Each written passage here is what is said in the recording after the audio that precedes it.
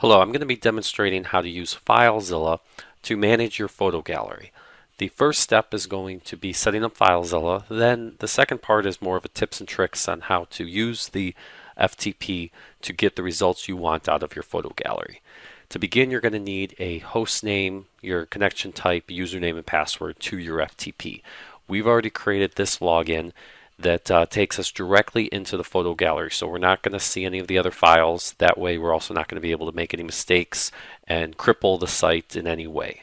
So to begin, we're going to go to the site manager in FileZilla. And we're going to create a new site. We'll title this Demo. On the right, you're going to see where you're going to enter all the information, your host name, the server type, login type, username, and password. We already know our server type is going to be SFTP. Yours might be FTP, but ours is going to be SFTP. Your login type, most likely is going to be normal. This is going to require username and password. And then you're basically just going to copy and paste everything else in. So there's our host name, our gallery, and our password. You can click OK or Connect. Either one will save your settings. We'll hit Connect. Now in the future, if you wanted to go back to it after you load up FileZilla, boom, you can just go to Demo. And you know what? We already have our sample folder in there. We're just going to delete that real quick so we can show you it from scratch. And we'll load up the website here to show you that there's nothing inside the photo gallery. But we're going to create our first directory. So we'll just title it Sample Folder. And the folders, in this circumstance, Sample Folder is more of a collection of galleries because the folder isn't actually going to contain any photos. It's going to contain an additional layer of folders that we're going to call galleries. And those galleries will contain the actual files that will make up your photo gallery. So we'll go inside of our sample folder and we're going to create another directory and we'll call this sample gallery. Note that I'm using dashes instead of spaces. This is going to be true for not only our for our folders, but it's also going to be true for our files. I'll then go inside of our gallery and I'm just going to drag and drop my files right over. And then once that's complete, you'll note that the changes are reflected in real time on your website. So we have our sample folder along with our sample gallery. Now the second part of this is kind of a demonstration on how this structure actually works. We went the easy way and we just titled it sample folder and sample gallery. But you might want this to appear in a certain order. So this might be time-based. For example, sample folder might really be 2010. So these are all your photos from 2010. You can see the changes come in live on the website.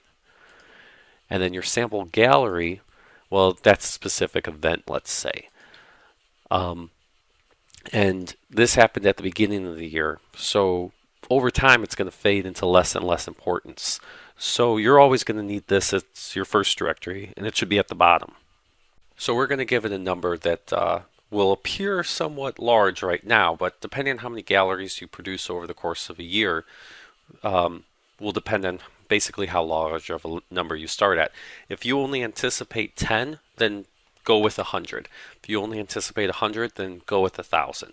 So let's go with that 1,000, and we'll type in 999 and then underscore. The underscore is going to be your separator.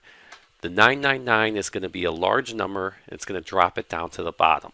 Well, by default, it's at the top and bottom right now because there are no other directories. But now we're going to create a new directory. We'll go with 998 underscore and say that this one is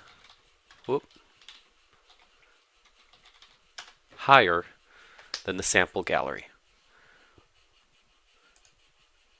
And you'll notice over here that we have our sample gallery and we have higher without the numbers, because the numbers don't need to be seen by anyone else other than you. It's just for structural purposes.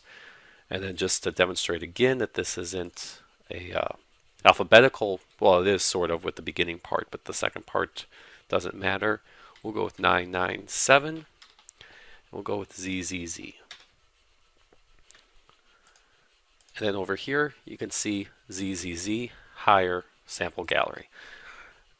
The idea being that you can control the sort order of these directories. And this is also true for the 2010. Now, if you're using years, it's pretty self-explanatory, but your server may export information differently. So we'll go with, how about 99_2010.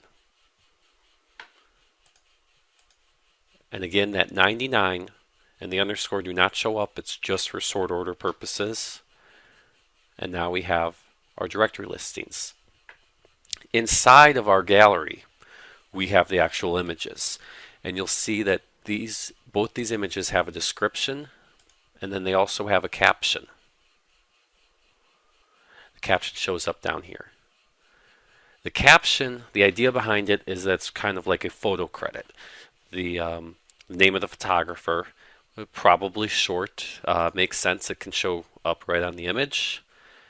Whereas the description might be a little bit longer, shows up underneath the image, gives it some context before the person clicks on it. That description and caption are set up actually inside the file name. You'll note again that there are no spaces. All dashes for the spaces, then underscores separate the information.